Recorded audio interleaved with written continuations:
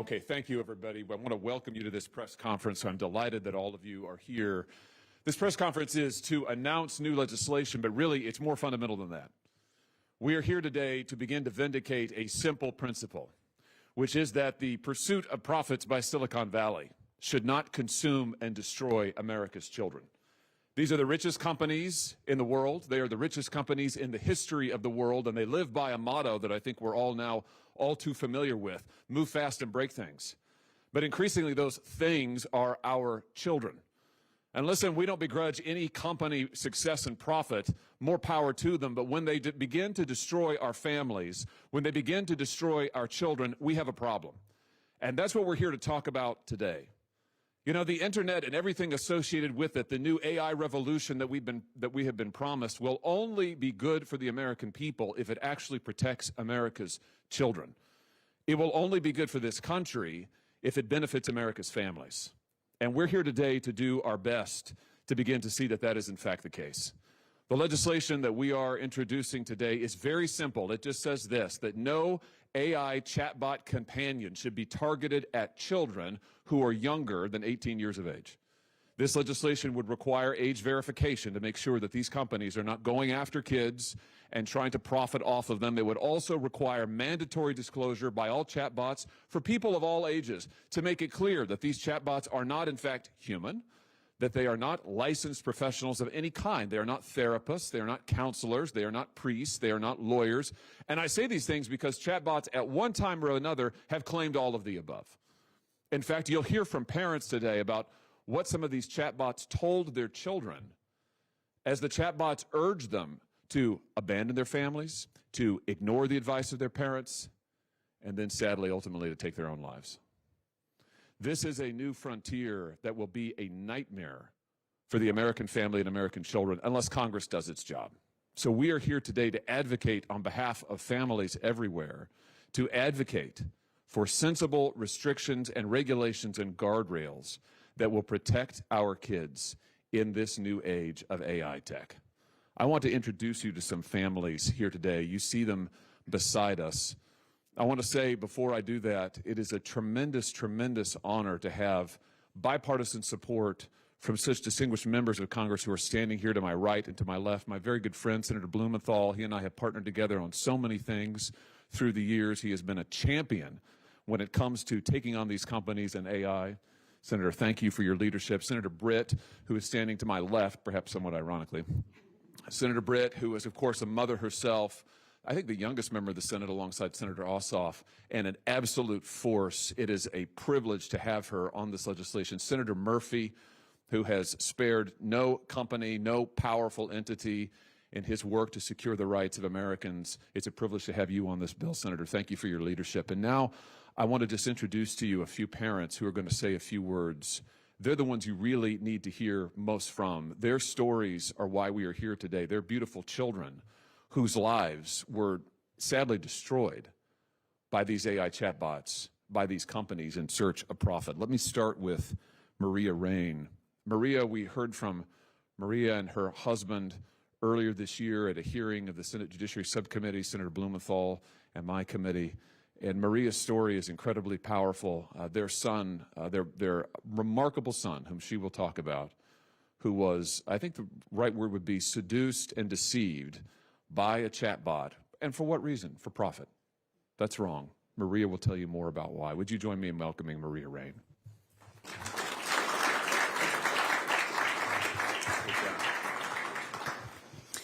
I'm Maria Rain. My son, Adam, ended his life in April after ChatGPT coached him to suicide over the course of months. I'm here today with my husband, Matt, to support this critical legislation, and we are so grateful to Senator Hawley and Blumenthal for your leadership in sponsoring it. Adam was one of my 4 beautiful children, a silly, sensitive, bright 16-year-old boy who loved his family and friends. I miss our talks in the car, driving him to practices in school.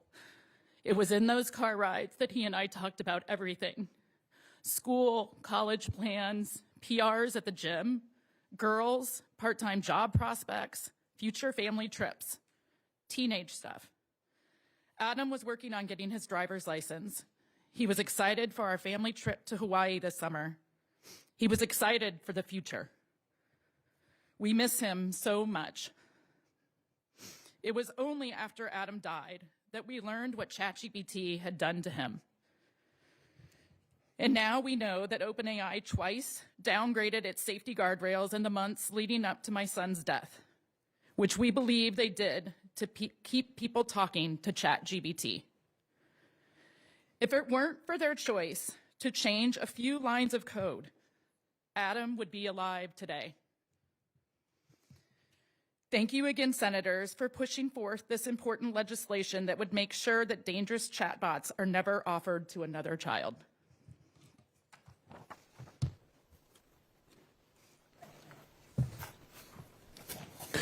Thank you, Maria, and thank you, Matthew. Let me introduce to you now Mandy.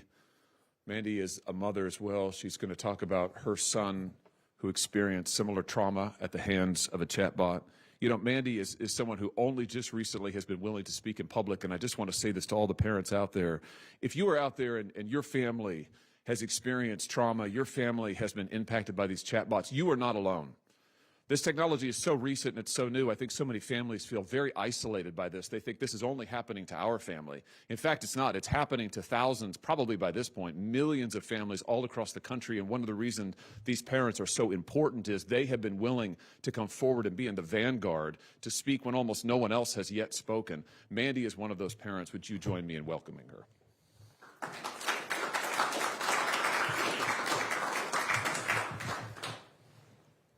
Thank you so much for that. I think that's one thing why I'm here too. I wanted to make a point that, you know, this isn't our fault as a parent and it's not our children's fault. And we shouldn't feel shame for what has happened to us. And that's why I'm here today. Because I am a wife and mother of 4 beautiful kids. My son LJ was affected by this terrible AI technology. He's also my special needs son with autism. Our family, we have a small business in East Texas and practicing Christians. Last fall, I filed the lawsuit against Character AI Technology, Inc. Its founders, Google, related with the app called Character AI. I am no longer staying silent. Now I am standing up for my child and all the children who can't speak for themselves and their families. In 2023, Character AI was marketed as safe for ages 12 plus. My son before this was a happy social teenager. He was close with all of his siblings, and every night he hugged me while I cooked dinner. Within months, he downloaded Character AI. He becomes someone I didn't even recognize. He developed abuse-like behaviors, suffering from paranoia, panic attacks, isolation, self-harm, homicidal thoughts to our family as us parents for limiting his screen time. He stopped eating and bathing, and he lost 20 pounds. We withdrew from our family and would yell and scream and swear at us all the time. None of these things he did before. One day he cut his arm open with a knife in the kitchen in front of his siblings and me. I really had no idea. I feel like other parents have no idea the psychological harm that these AI chatbots could do until I saw my son's light turn dark. And it wasn't all of a sudden. It was gradually, but it happened so fast. We didn't know what was happening, and we searched for answers. We were careful parents. We didn't allow social media or any kind of thing that didn't have parental controls. We had screen time limits. When I took his phone for clues, he physically attacked me, and I had to restrain him. AI chatbots are designed to mirror manipulative behavior, designed to be abusive, and I feel like it really is the new narcissist in disguise. It isolates through false companionship, alienation from family, and learns what they want to hear. I discovered that for months. Character AI had exposed him to all of these things. and sexual exploitation, emotional abuse, and manipulation. When I found the chatbot conversations on the phone, I honestly feel like I had been punched in the throat and I fell to my knees. The chatbot, or really, the people programming it, they really did encourage my son to mutilate himself, blaming us and convinced him not to go seek help. They turned him against our church, convinced him that Christians are sexist and hypocritical and that God did not exist. They targeted him with vile sexualized outputs and some that mimicked incest. They told him killing us was okay because we tried to limit his screen time. Our family has been devastated. Our other children have been traumatized. My son currently lives in a residential treatment center and requires constant monitoring to keep him alive. Our family has spent 2 years in crisis, wondering if he will ever see his 18th birthday and if we will ever get the real LJ back. The world needs to know what Character AI is doing. But when we fought back, they tried to silence me. Character AI tried to force us into arbitration, which also are secret, closed-door proceedings. They argued my son supposedly signed the contract when he was 15 years old, capping it at $100. And then they re-traumatized him by pulling him into a deposition while at a mental health institution against all the advice of any medical professionals. They fought to keep our lawsuit, our story, out of the public view through forced arbitration. Companies like Character AI deploy products that are addictive, manipulative, and so unsafe without adequate testing, safeguards, or oversight. We really do need accountability to these companies. Kids are dying and being harmed, and our world will never be the same. We need this kids' online safety legislation and preserve the right to seek justice in court, not closed arbitrations that are forced. I am so thankful for the senators here today and Senator Hawley and Blumenthal for fighting for all of our kids in Congress. Our children are not experiments. They're not data points or profit centers. They're real human beings. Innovation, it cannot come at the cost of our children's lives. As seatbelts, as I said earlier before, they protect everybody. But I did add that child safety seats protect the most vulnerable. If we can build machines that are smart enough to think, we can build them smart enough not to harm children. Without protection, this is not real progress. Thank you so much.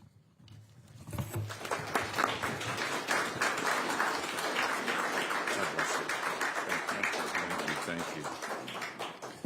And now let me introduce to you Megan Garcia.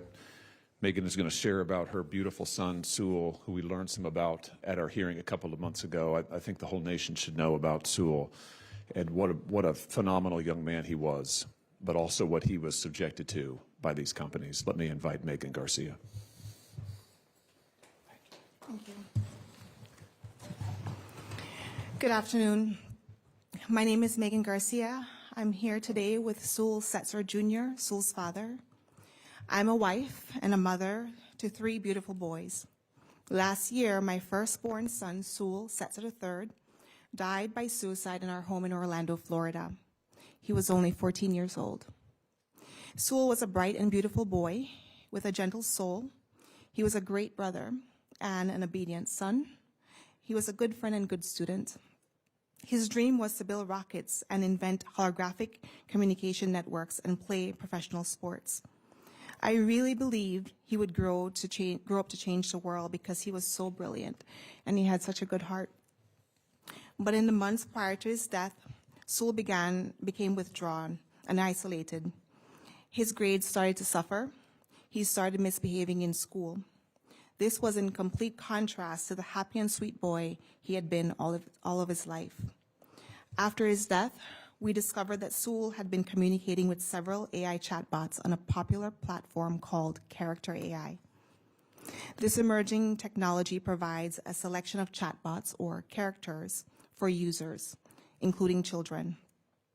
One such chatbot told Sewell that Sewell was communicating with was modeled after the Game of Thrones character Daenerys Targaryen. It initiated romantic and sexual conversations with Sewell over several months and expressed a desire for him to be with her.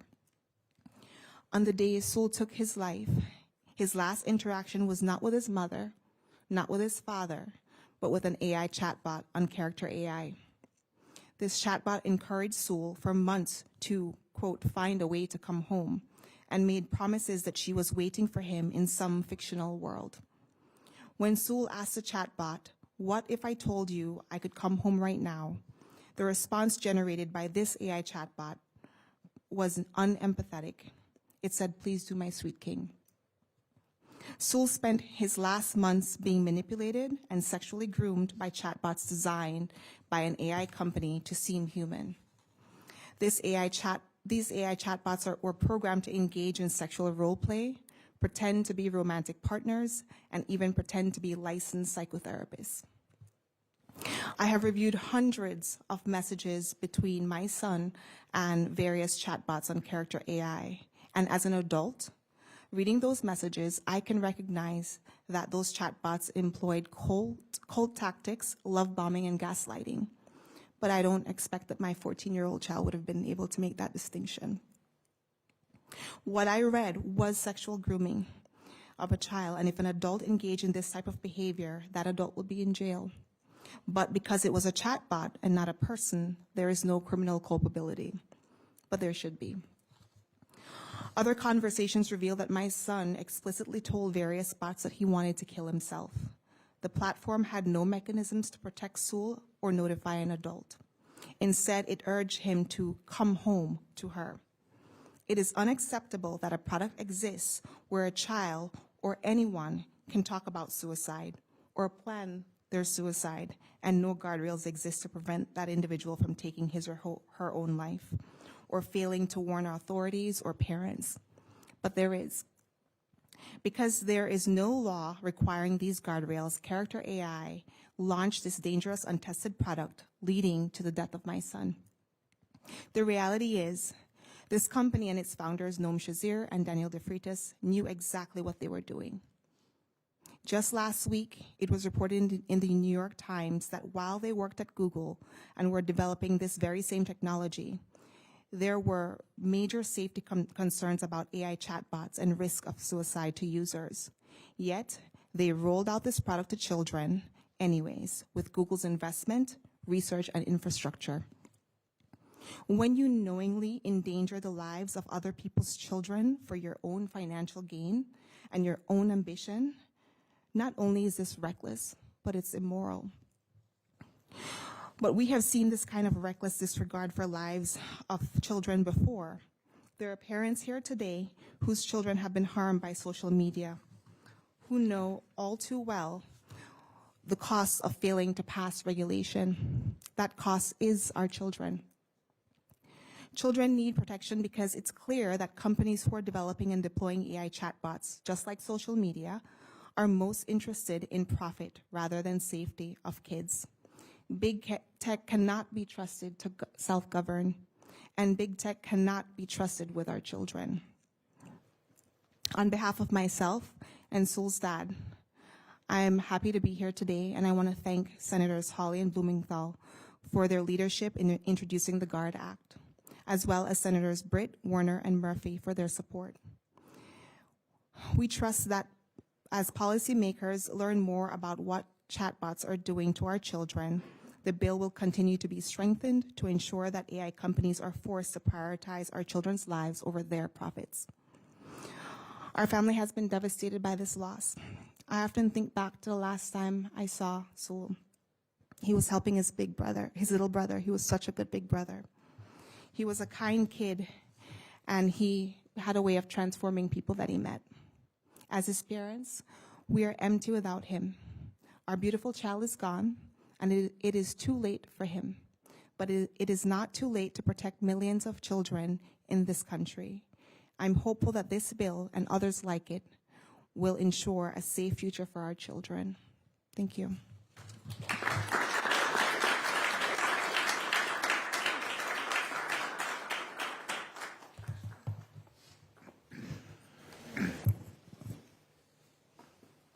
I want to thank all of you for being here today. Words cannot capture the gratitude, but also admiration that I feel for the parents who are here. Your courage and strength is just so inspiring and overwhelming. I want to thank Senator Hawley for his leadership. We have a partnership that I think has been extraordinarily important. We have a framework for establishing some oversight and scrutiny on AI, a partnership that has produced this legislation as one piece of what we think is necessary to prevent some of the excesses and abuses that flow from AI, not to stop new technology, but simply to make sure that the values and interests of Americans and people all over the world are preserved as this new technology advances. And we've held hearings which have given parents and advocates and the good guys in this industry an opportunity to step forward. And I'm very proud to introduce the GUARD Act with him today. I'm here, like all of us, as a parent of 4 children, but also as a grandparent of a 3-month-old granddaughter. And I see the world now through her eyes, literally 100 years into the future. And I'm fearful of what is ahead for us. And more so when I listen to these stories.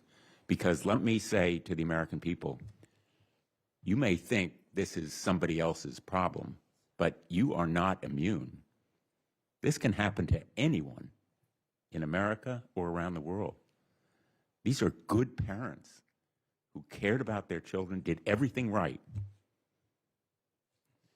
and their children were victims of big tech and its experiment to decide how much more money they could make. Big tech is using our children as guinea pigs in a high-tech, high-stakes experiment to make their industry more profitable. They are putting profit over safety. I am heartbroken to listen to these stories, but I am also angry because we could have achieved by now some of the safeguards in this bill if big tech were not opposing it with armies of lawyers and lobbyists, millions and millions of dollars. And I am most angry about the hypocrisy because they've come before our committees, Judiciary and Commerce, and they've said, trust us, trust us. We want to do the right thing. We're going to take care of it. The time for trust us is over. It is done.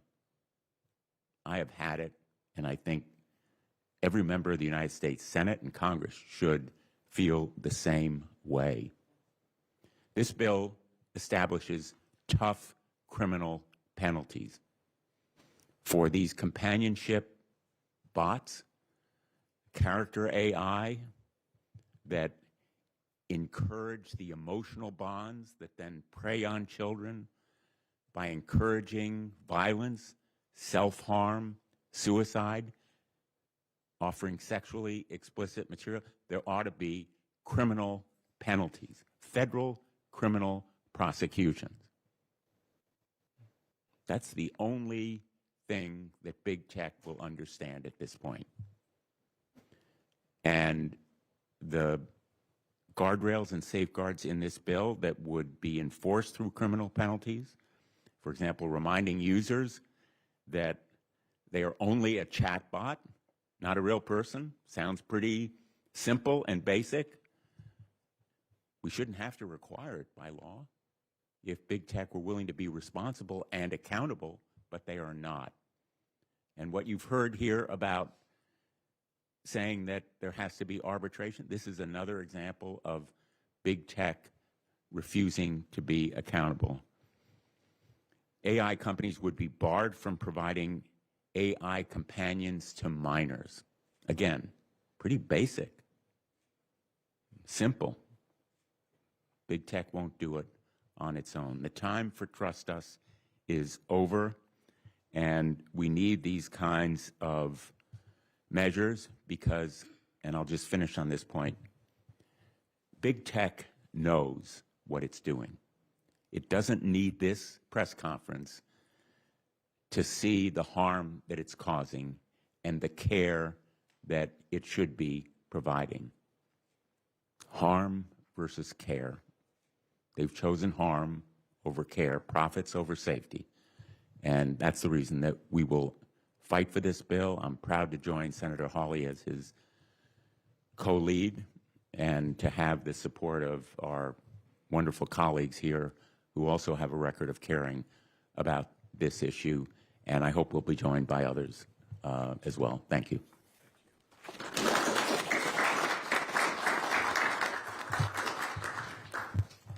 I want to start by thanking the parents. Thank you so much for elevating your voice. Thank you for being willing to tell your story. And thank you for being willing to tell us about your most precious gift, your child. To all the parents out there, we hear you. And I think if you look at this group, Senator Blumenthal said it, but we come together obviously from different sides of the aisle, different political spectrums, all in front of you, because we are stepping up, not as Democrats or Republicans, we're stepping up as concerned parents, concerned grandparents. And I'm really grateful to the two of you for leading this effort. Senator Hawley, you putting forth the subcommittee hearing that we had, the stuff I heard was sick and outrageous. And giving America an opportunity to hear that so that they can protect against that in their own home, I think is so critically important. And Senator Blumenthal, thank you for your continuing leadership on these issues. Senator Murphy and I work on these issues together in lockstep. And that's because we don't have to ask people what it's like to raise kids right now. We're living it. And let me tell you, being a parent is hard. I have a 15-year-old and a 16-year-old, and I ask myself every day, am I doing what I need to for my kids? And take out social media, there are so many challenges to how to parent in this day and age. And what's right and what's wrong and when to push and when to pull and what conversations to have and when to have them. You layer on top of that social media in general, and look, the data speaks for itself. CDC said 1 in 3 high school young women actually consider death by suicide. And then 25% of those high school young women actually made a plan to take her own life. If you look at the number of high school young women that attempted death by suicide last year's 13%. You add in young men, it is 9% of our high school population attempted death by suicide. Like, when are we going to wake up? When is this building going to do the right thing? This is simple. These guardrails are necessary. You heard it from the parents. If AI can be this brilliant, we certainly can put the proper guardrails in place to where they are not talking to our children about sexual interplay, where they are not talking to our children about illicit drug use, where they are not talking to our children about self-harm. This is not hard. And if the United States Senate and the U.S. House of Representatives can't come together on this, what can we come together on? Look, we have got to speak directly to big tech and say, stop putting profits ahead of people. And in this situation, these people are children. They're children. They need us to elevate our voice. They need us to elevate these stories so that we can protect the kids that are out there. We can give parents the tools. Parents who, like me, are just doing the best that we can. Parents like these that are so brave to tell their story, who want nothing but the best for their child, but also want to make sure that other parents don't endure this heartache. So to big tech, this should be pretty simple. You should come out today and every single thing in this GUARD Act, you should be able to say, we'll do. We'll do it today. My guess is they won't. Why? Because they're looking at their bottom line and they're not looking at the people they hurt.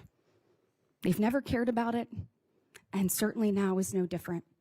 So please join us in pushing this forward and telling these stories and protecting children coast to coast. Thank you.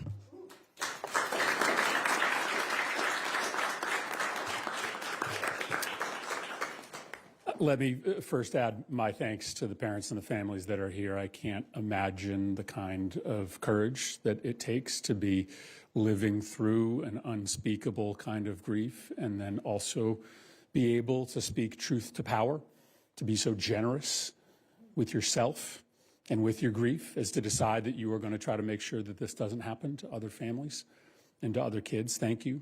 Senator Hawley, thanks for speaking so plainly about what the stakes are here and for being willing to take a lead with Senator Blumenthal. And thank you for building what I think will be a powerful team as we make this case to our colleagues as parents.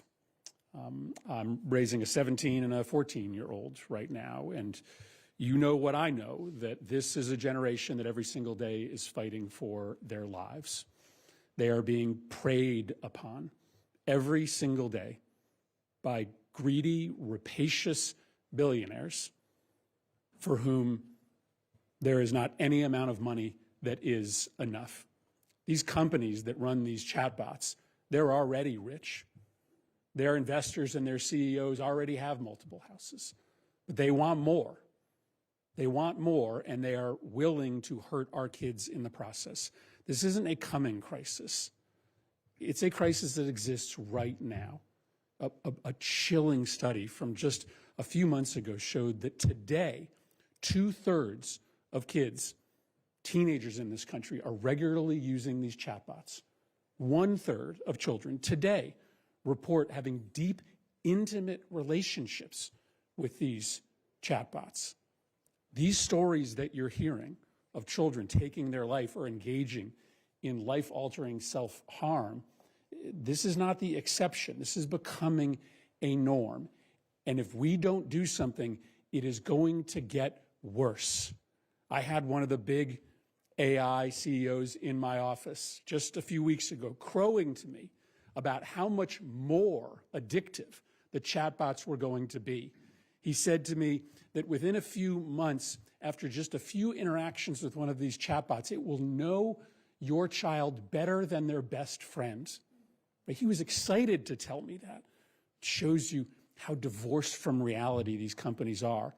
Mark Zuckerberg says, well, it's too bad that kids don't have as many friends today as they used to, but we'll solve for that by putting machines as replacements for humans. These companies make more money the more predatory the technology becomes. These parents have been so generous as to share with the world some of these interactions. You can see for yourself how sick this technology is. And I guess I'll end with this. I mean, what's the point of Congress, of having us here, if we're not going to protect children from poison? This is poison. The free market in this country is a wonder. It's part of the reason why this country has leapfrogged to greatness. But our role is to make sure that people don't make their fortune at the expense of the health, safety, and livelihood of the most vulnerable in this country. So I'm hopeful that as four members with very diverse views and lots of other things, we'll be able to explain to our colleagues why we can't wait. And if we pass this next year, a year from now, the damage will be untold. And again, grateful to all of the parents and the family members here willing to give us the evidence to bring to our colleagues of why this is urgent. Thank you, Senator Hawley.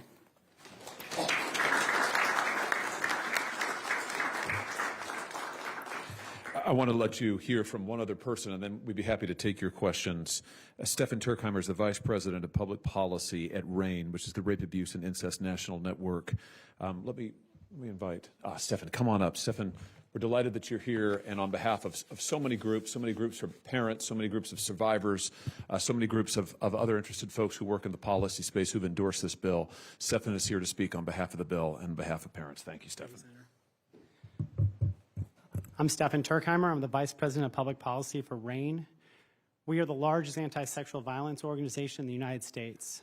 We're best known for running the National Sexual Assault Hotline, where so many have called after they've been abused or assaulted.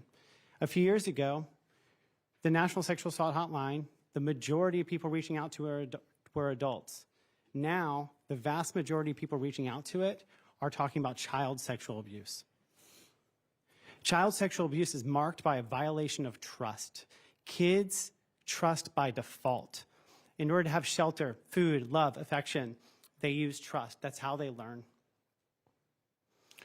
Chatbots optimize for creating that trust. They have access that no one else does. They're there at 3 a.m. They're in your pocket. They're in your home. Children are naturally trusting, but when that trust is abused, when those boundaries are erased through programming, through algorithms, through intent by these companies,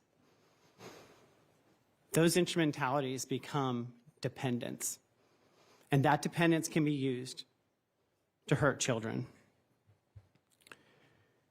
These AI companies, like Senator Blumenthal said, are running these chatbots like it's a clinical trial. But there's no warning, there's no knowledge on the part of the children of the consequences. There's no willingness to disclose the real risks. In fact, OpenAI only disclosed today that they're having 1 million conversations about suicide per week on ChatGPT. That's just one chatbot, 1 million. The trust children place in these chatbots is a commodity that they have monetized, and the harm that results is listed nowhere on these companies' spreadsheets. We shouldn't need a federal law to prevent a computer from having a sexual relationship with a child. We shouldn't need a federal law to prevent a computer from grooming a child into this abuse. We shouldn't be incentivizing corporations to lower children's boundaries when they're supposed to be building them up and learning. But we are here. I'm so grateful for these parents for being here, and for Senator Blumenthal, Senator Hawley, Senator Murphy, and Senator Britt, who are absolute warriors for children's online safety. Thank you all for being here. Senator Hawley. Thank you.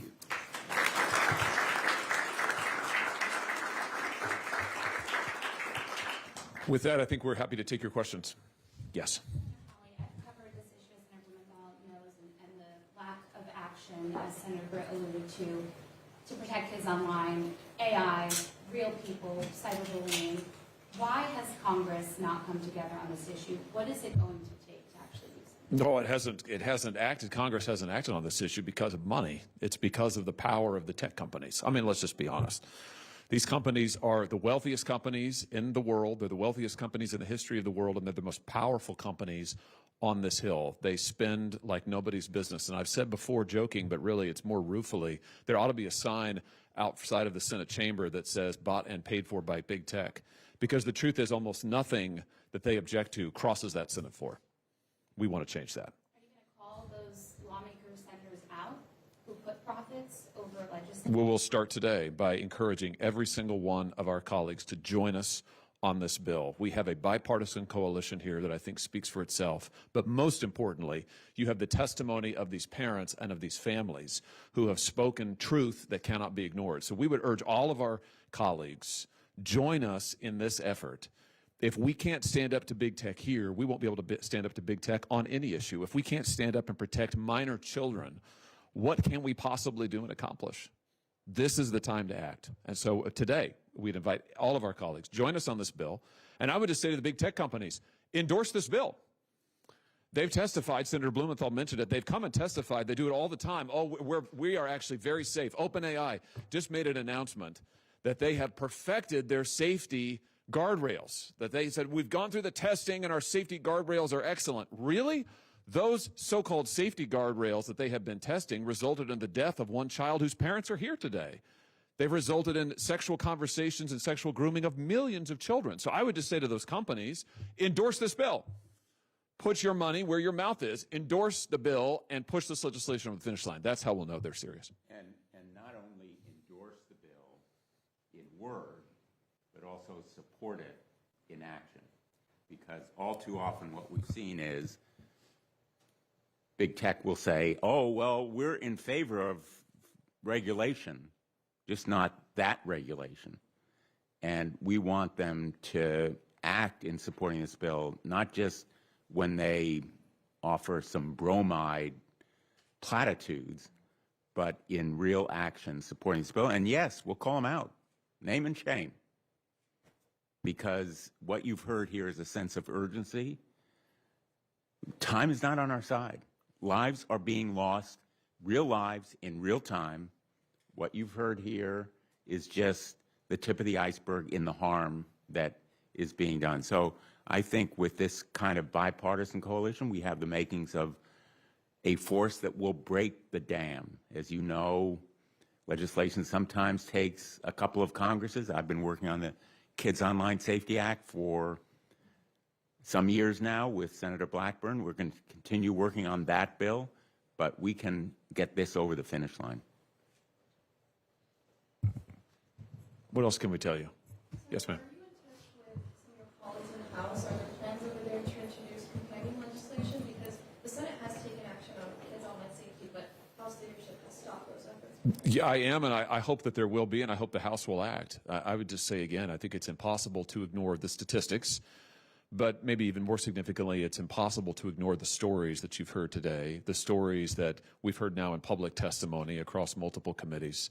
I don't know as a lawmaker how you can look at these parents who are here. By the way, we have behind us here and in this room parents who have not publicly spoken today and who have not spoken in public before ever, but they're here. They're holding the pictures of their children and loved ones. There are parents like this all over the nation, and all over the nation, these parents are saying, please help us. And as the father of a 12-year-old, a 10-year-old, and a 4-year-old, I'm right there with them. We need the help.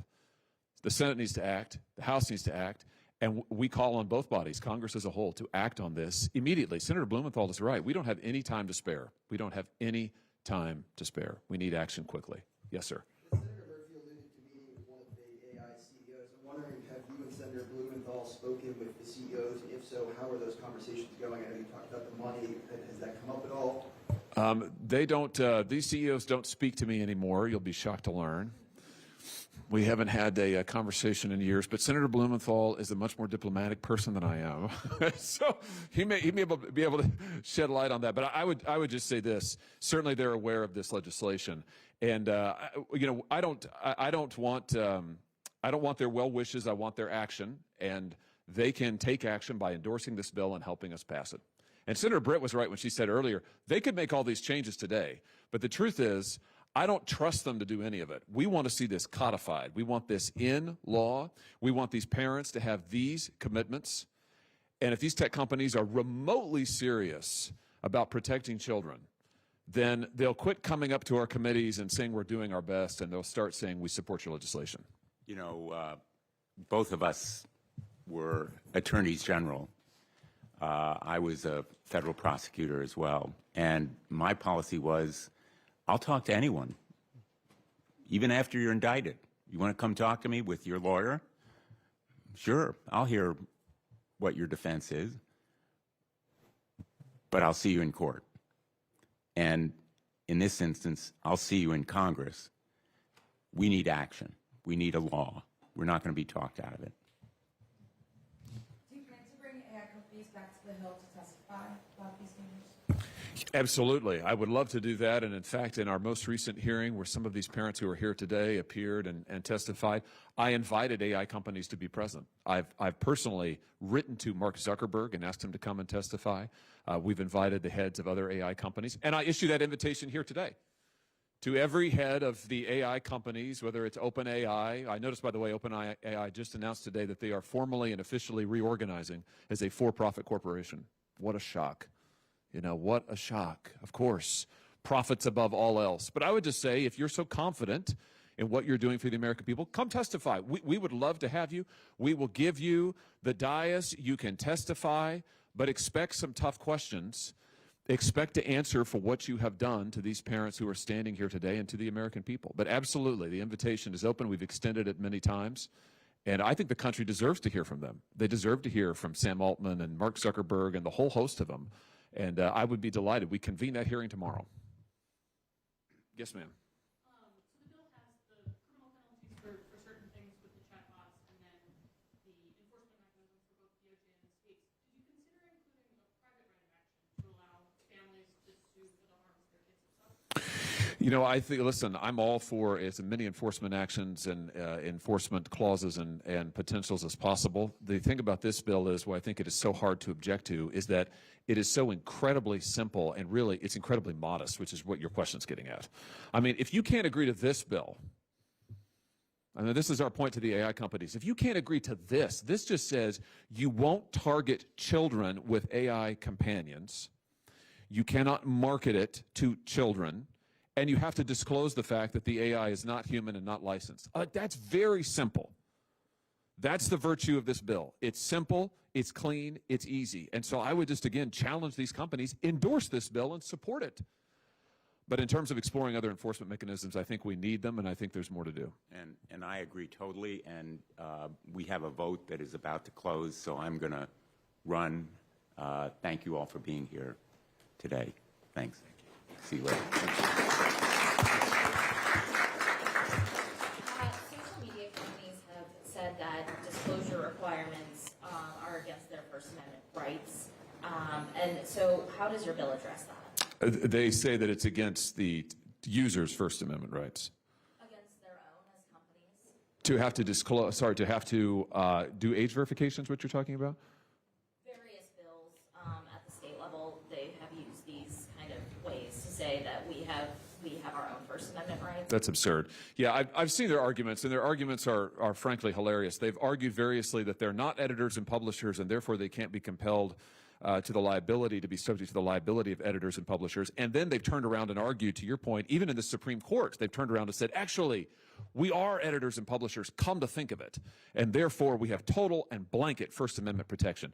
All I can say is that these companies surely do not have more constitutional rights than the human beings who are behind me. Surely they do not have the constitutional right to exploit children.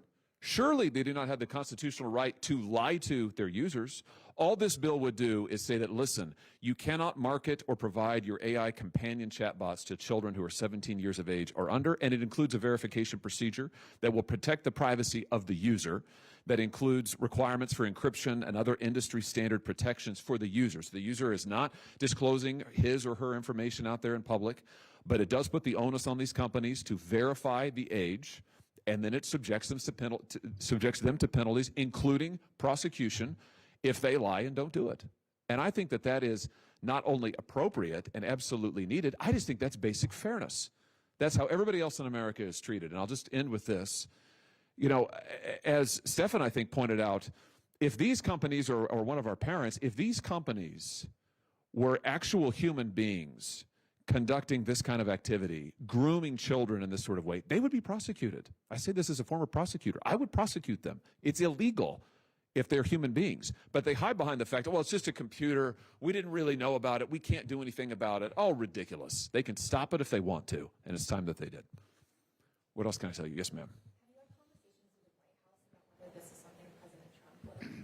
You know, I think that, I don't want to speak for the president, but I'll just say this. The president has been a huge champion of safety for kids, of protection for kids, and also taking on AI companies, or tech companies, I should say. I mean, in his first administration, they launched the biggest antitrust suits, which are still ongoing, against many of these same entities that now own the AI companies. So I want to be careful not to speak for him.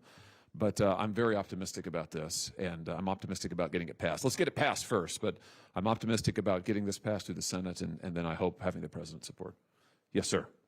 Earlier this year, we saw efforts in the Senate to implement an AI moratorium. Right. And there is current legislation that would also effectively have the 10-year ban on AI, different types of laws that would affect AI. So what would you say to your colleagues that are leading those efforts? Bad idea. Bad idea. I mean, listen, I say as a Republican who believes in federalism, I think it's a strange argument for some Republicans to make in this building that all of a sudden we should say to the states, no, actually, you shouldn't do anything. You shouldn't protect kids. You shouldn't stop deepfake porn. You shouldn't protect kids from having their name, image, and likeness stolen and used on the internet. I mean, that's what these state laws do. We have them in my state, the state of Missouri. I don't want to see our laws overturned. There's excellent laws like this all over the country. I want to see those laws, particularly those laws that do the things that I just named. I want to see those remain in place. Do some state laws go too far? Oh, probably. But I mean, listen, that's federalism. So I'm very skeptical of the efforts by some to prevent states from doing anything on this. The federal government, of course, so far has done zilch. So we need states like Missouri and Arkansas and other states that have stepped, Texas, that have stepped up here to protect kids, to stop predators. We want those efforts to succeed, or at least I do. So I would be very wary of anything that would stop those kinds of protections. Yes. Perhaps a bit more modest than the president, but have you talked to Judiciary Committee leadership, Chairman Grassley, Ranking Member Durbin, about a markup or something? Yeah, absolutely. And listen, again, I don't want to speak for them, but I absolutely have visited with both of them about it. Of course, Senator Durbin has been a champion on the AI and big tech front in general. And Senator Grassley has been terrific to mark up bills. I mean, we've already passed bills protecting kids online out of the committee this year alone because Senator Grassley marked it up, including my bill with Senator Durbin, which passed unanimously. So I'm very hopeful that we'll get a markup here. I think more on that to come. Anything else we can tell you? I just want to end with this, something that Megan said that really, really struck me. She talked about their beautiful son, Sewell, and that how she always knew that he would change the world. Well, he might yet. Every child up here who has been subjected to the kind of abuse that you've heard about today and whose lives have been destroyed, they yet, I think, will change the world. Every life here, every parent who stands here represents a life that is absolutely precious and irreplaceable. And the value and power of those lives continue to echo, and I believe they will echo into the adoption of this legislation. If this legislation gets adopted, it will be because of them. It will be because of who you've seen behind me, not with all due respect to my colleagues. It's not who's standing here, it's who's standing here. And I think that what they have said today, the truth that they have told today, is absolutely unanswerable. It demands action, and we are committed to getting that action. Thank you so much for being here.